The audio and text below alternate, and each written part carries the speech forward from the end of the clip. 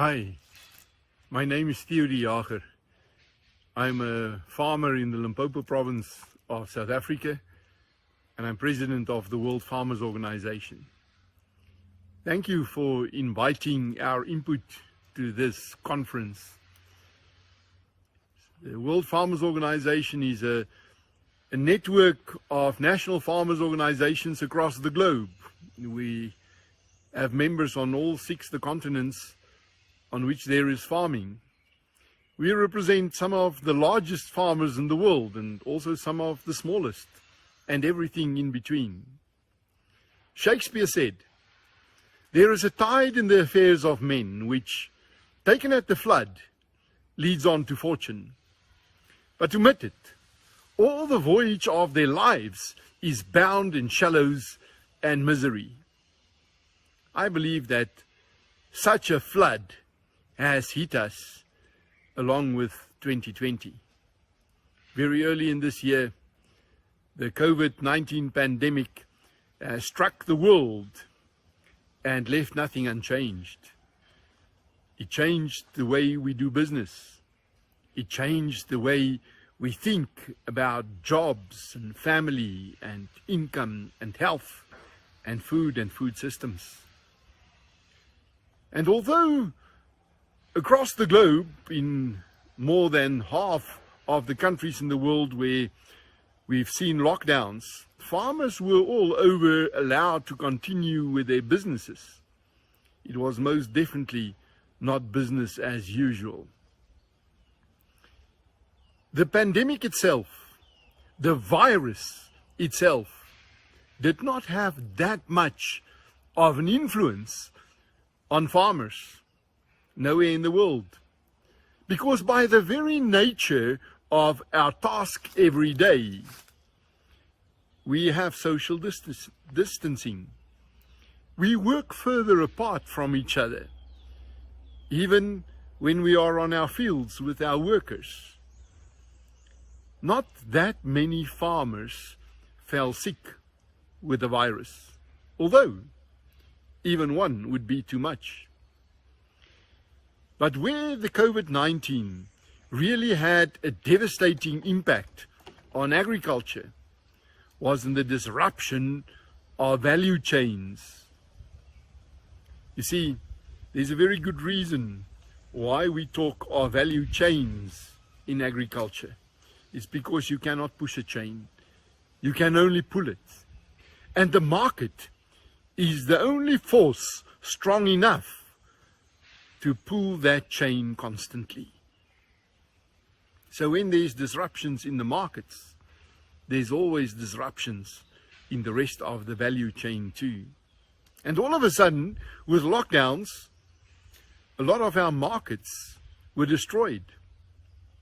Here in our neck of the woods in Africa, we rely to a large extent on the informal traders, the hawkers, those who come and buy directly from the farm just to sell again in deep rural villages or in small towns on the corners of streets. And they were not allowed to continue with their business. The school feeding schemes came to an end when the schools closed all over the world. So did canteens in workplaces and restaurants. And the restaurant market caters for a huge portion of our more exclusive products, whether it is meats, wines. So a large part of our markets was gone the next day, without warning, without any opportunity to prepare us for this. So those who tried to get through it realized that there's no experience on which they can draw. There's no book they can read on how to survive COVID. There's no insurance policy they could have taken out on it. What now really counted was not experience, but rather ball sense. What the next move should be, given that the world is now playing by different rules. In some areas of the world, I think of the United States, for example, we saw a lot of milk being spilled out on fields. In the eastern parts of Europe, we saw millions of tons of potatoes that had to be buried because the market for French fries is actually linked up to the hot dog or hamburger hawker on the street corner or the fast foods restaurant. Here in Africa, especially in the poorest parts, where food security has never been cast in stone, farmers realized that the worst thing is probably not the virus. The worst threat is hunger and poverty. It's like yesterday when in the valley where I farm, we met as farmers saying to each other, nothing stops a hungry man. No door, no window, no wall, no fence, no border, no sea. When people get hungry, they will go where they think the food is.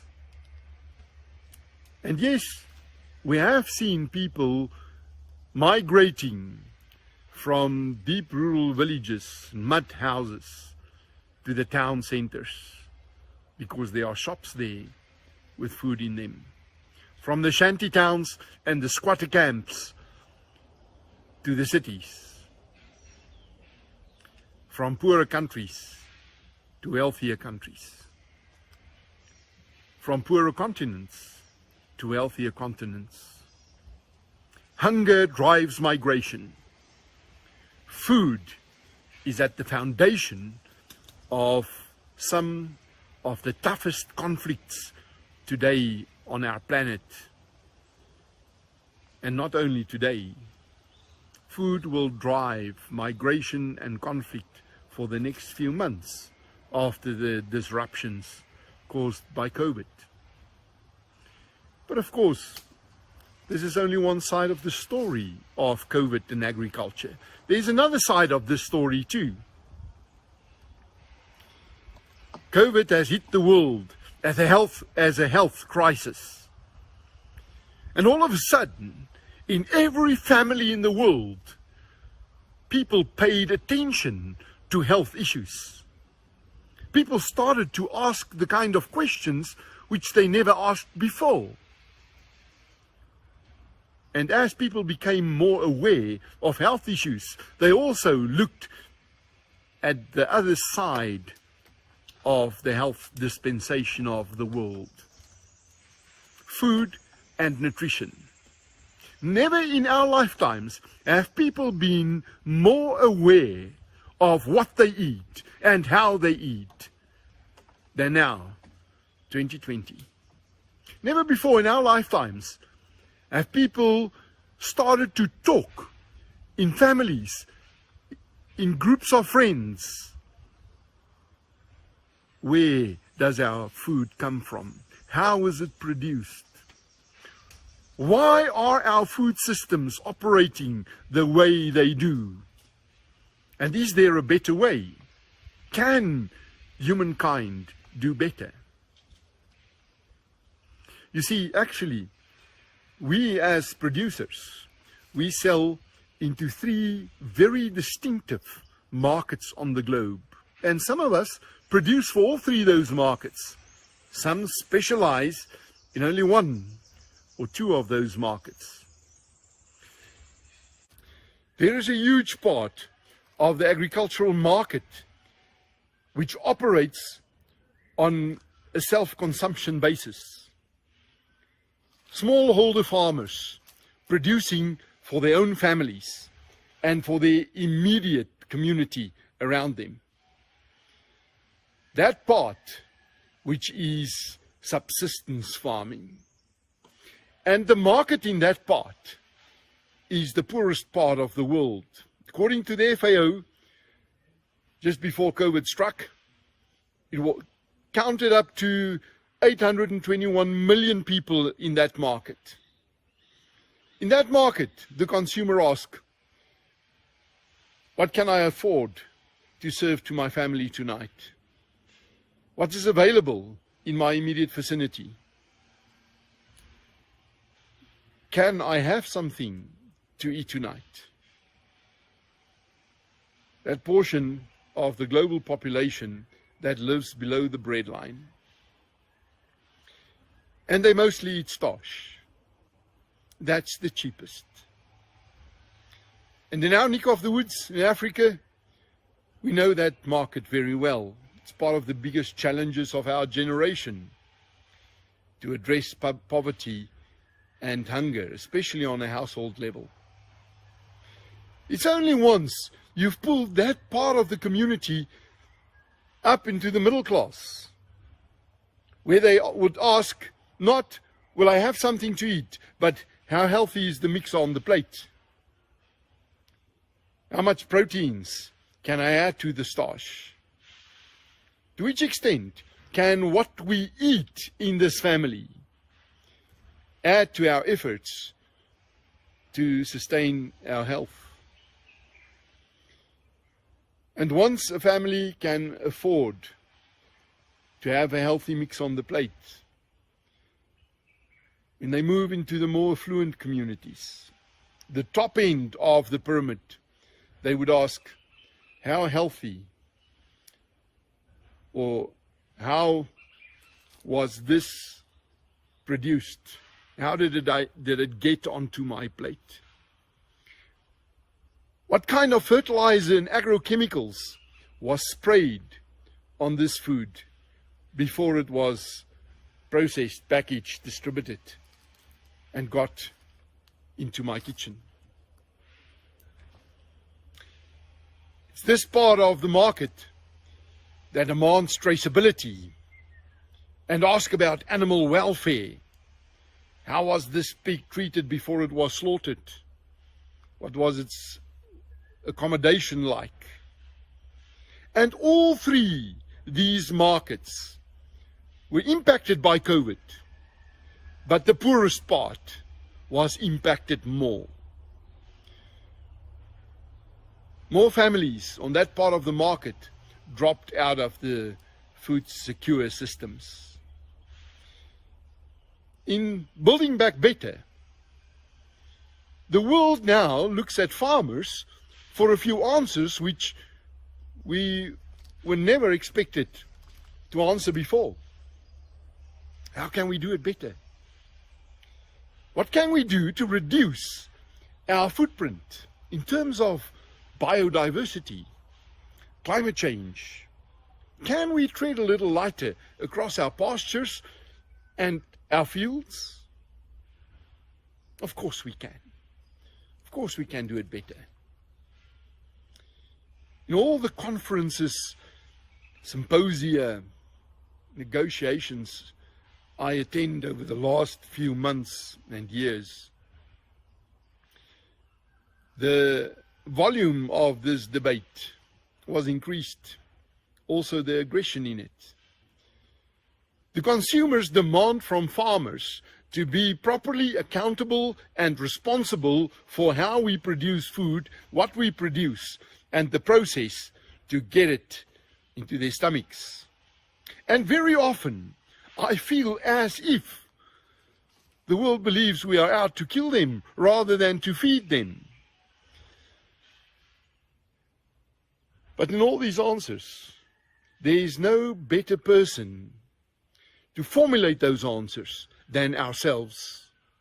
It is extremely important that as farmers, we take the answers into the global platforms where they are being asked, because no one knows better what can be done better than us, ourselves. No one knows what is feasible and sustainable better than we know. And there is no better institution to hold us accountable than ourselves. It is important that as farmers, we look each other eye to eye and ask about better solutions and learn from each other. See who's doing what in a way that might be better. It is time that the farmers in Oceania learn from the farmers in North America, and those in India and Asia learn from those in Latin America, and Africans learn from their colleagues in Europe, and vice versa. And that we come up with farm-made solutions to all these difficult questions. Because the future is not what it used to be. COVID has changed much more than just the way we took to the streets, conducted our business, socialized.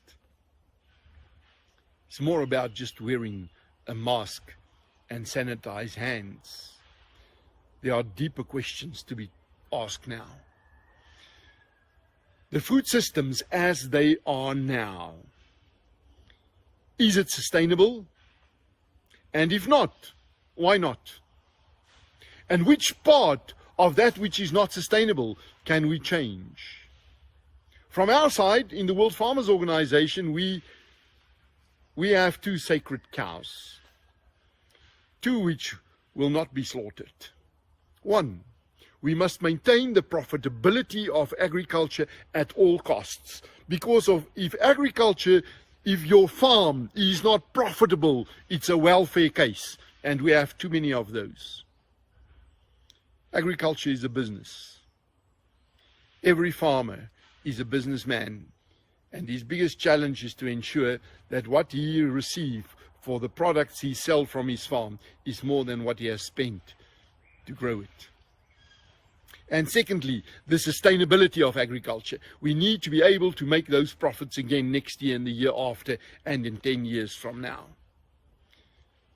And by saying that, I never let go of an opportunity to say to the world that there is no group as aware and as sensitive towards the needs of nature than us as farmers, because we eke out a living from the soil. We work in the sun and the rain. We understand climate change. You don't need to explain it to a farmer. No one is as vulnerable to it than we are. No one is as dependent on nature as we are. No one is as delivered as we are. So as custodians of a small portion of nature, each one of us, we want to say to the world, it is in safe hands because we care. Yeah, COVID has dealt a card which we did not want in our hands. No one called for it, but it has struck. And while the whole world is now more sensitive and more aware, there's also a bigger realization that farmers are indispensable, that milk does not come from shelves and shops. And we must grab this opportunity to turn that awareness into sympathy and support. If ever there was a time in our lifetime to say to the world, you could live without anything you thought you could not live, but you could not live without food, our products, and the result of our handiwork. And that's why it is so important to pay special attention to this industry and this remarkable group of people, 1.4 billion of us, who call ourselves farmers.